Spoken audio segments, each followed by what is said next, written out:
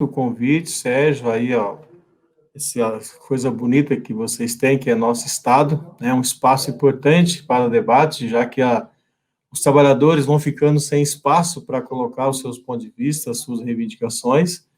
Então, para a gente da FENAI é uma satisfação muito grande, né, dizer aqui que o nosso vice-presidente, o Marcos Saraiva, que estava escalado, né, teve aí uma coisa de última hora, e eu estou aqui para representá-lo, né, inclusive o presidente nosso da federação, que é o Sérgio Takemoto, mas dizer para nós, eu vi que o Arthur está aí mais para falar sobre o BNDES, eu acho que nós no Brasil temos alguns debates, né, que nós não temos como fugir dele. Um deles é que Estado nós queremos, né, porque essa história de Estado mínimo, isso é conversa. Estado mínimo é tirar direito de uma parte da população brasileira.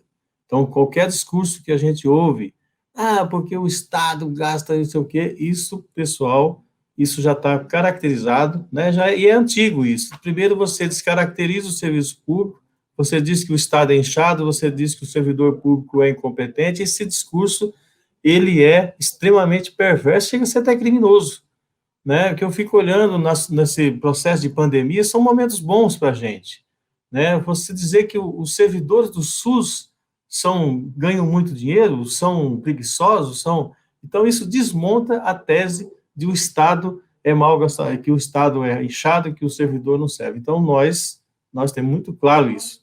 Para nós, empregados da Caixa, que entramos por concurso, embora a Caixa seja uma empresa pública, né, mas a gente é contratado por regime CLTista, né, empresa pública de direitos privados, né, e a gente batalha, né, o meu colega Zé Carlos esteve aí, o deputado federal já falou um pouco sobre a Constituição, a briga que a gente tem aqui de manutenção da Caixa 100% pública. Eu acho que nós, no Brasil, né, tem algumas coisas que a gente não tem como não ter as empresas públicas e os bancos públicos. Por quê? O capital privado não vai fazer aquilo que não dá lucro para o seu acionista, né? Então, quando eu vejo o trabalho que faz a Embrapa com pesquisa, né, eu vi o Garrido aí, que é da Fiocruz, são serviços públicos essencial para o desenvolvimento, essencial para a população brasileira. Então, quando eu venho para o crédito, né, vamos lá voltar em 2008, né, o Fuji lembrou um pouco, o que acontecia em 2008? Era uma crise. E qual era a crise? Crise de crédito, de confiança, de relação, que começou nos Estados Unidos, inclusive, né, e poderá acontecer outra. E aí, se não fosse os bancos públicos, aí uma decisão de governo que disse o seguinte, olha, a economia precisa girar, e ela só vai girar se tiver crédito. E quem é que foi, inclusive baixou o juro? Foram os bancos públicos, começou pela Caixa, depois veio o Banco do Brasil e tantos outros. Isso demonstra que nós, na sociedade brasileira, nós, Brasil, Estado brasileiro, nós vamos precisar sempre desse fomento do setor público, né? O setor privado já demonstrou, nós não estamos dizendo que não tem que ter setor privado, pelo contrário, tem que ter, agora precisa entrar no financiamento a longo prazo, precisa entrar. Vai entrar? Até agora não entraram. Quem que faz isso? São os serviços públicos. Então, o crédito para o desenvolvimento é fundamental, né? Eu fico imaginando, estava falando aqui da crise de 2008, inclusive os bancos públicos, na crise, aumentaram e passaram a ter mais de 50% do PIB bancário brasileiro estava concentrado nos bancos públicos, né? Eu fico imaginando um Estado igual ao Brasil, que talvez uma das grandes mazelas que nós temos que superar no Brasil é a desigualdade econômica, inclusive, né? Você tem regiões que se desenvolvem, outras não. Então, você precisa do Estado. Como é que eu vou cuidar de 210 milhões de brasileiros se eu ficar concentrado em um ou dois ou três estados? Eu tenho que olhar o Brasil inteiro, né? Eu tenho que fazer. E quem é que faz essa intermediação?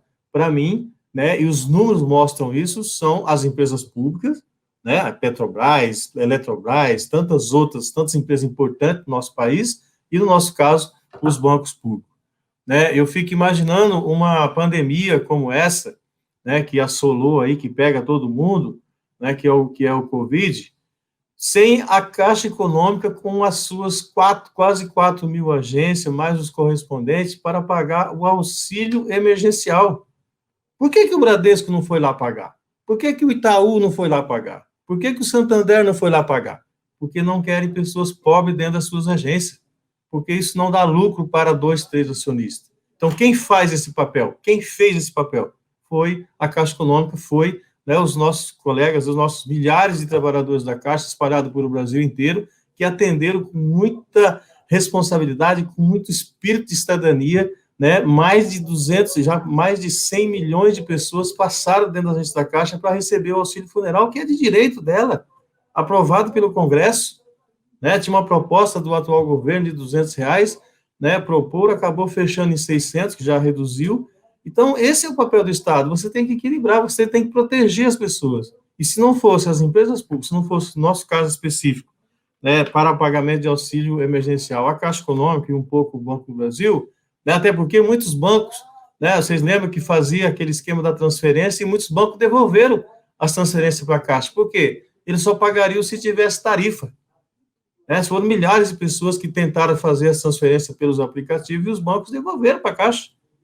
É disso que nós estamos falando. Então, como é que nós, no Brasil, que tem o tamanho que tem, as desigualdades regionais que tem, como é que nós vamos proteger, né, a boa parte dos seus habitantes, em especial no interior, né? Eu fico olhando, né, o estado do Rio Grande do Sul, né, sem o Banrisul. Né? Eu fui funcionário do Banestado, né, lá no Paraná, antes de entrar na Caixa, em 89, né, o Banestado estava praticamente em todos os municípios. Aí venderam para o Itaú. Sumiu o Banestado. Sumiu o Banespa, sumiu o Benji, subiu tudo isso. Então, eu estou colocando isso, por exemplo, programas sociais. Vamos imaginar o Minha Casa Minha Vida, né, que construiu, durante o seu período, mais de 4 milhões de residências. 4 milhões de residências, você multiplica isso por 4 ou 5, que são as médias familiares nossas, nós vamos estar atingindo 16 milhões de pessoas. Sem a Caixa Econômica, você teria, né, agora estão fazendo alguns ajustes, né, que vão transformar isso num crédito financeiro. Ou seja, então, para aplicar, quer saber quem vai dar garantia, né? O setor privado vai entrar? Não entrou na Minha Casa Minha Vida. Quem que faz isso? Né, em alguns estados, só para vocês terem ideia, né, a Caixa financia 95%, ou quase 100% de todo o financiamento para as pessoas que ganham até R$ 2.000. Viu, Sérgio? Porque para quem ganha 10, 15, 20 mil reais, tem setor privado. A própria Caixa que financia também, o Banco do Brasil e tantos outros financiam. Agora, para atender a população, nós temos um déficit habitacional de aproximadamente 6 milhões de famílias não têm residência própria. E 80% desse déficit estão concentrados nas famílias que têm renda mais baixa, os mais pobres, né, as pessoas que não conseguem ter uma renda maior. E quem é que faz esse financiamento? Caixa Econômica Federal, hoje tem 70% de todo o financiamento habitacional do país é feito pela Caixa Econômica Federal e uma parte pelo Banco do Brasil e alguns estados, os bancos estaduais, o Banco do Nordeste faz e o BASA faz. O setor privado faz para quem tem alta renda.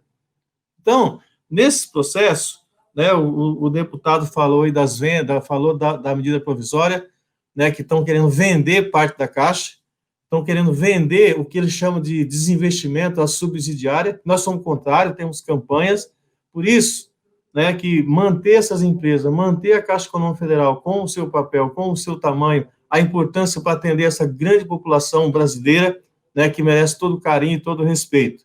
Por isso, né, para a gente é uma satisfação muito grande, né, convidar vocês a participarem com a gente na campanha de defesa da Caixa, tem uma medida provisória, tem a DIN, tem tudo isso, e nós temos um slogan que é o seguinte: mexeu com a Caixa, mexeu com o Brasil, né? Não a privatização, não a venda. Por isso, conte com a gente, e eu agradeço muito e parabenizo vocês por essa iniciativa, e um grande abraço. Obrigado, Jair. Fique conosco, voltará rapidamente depois.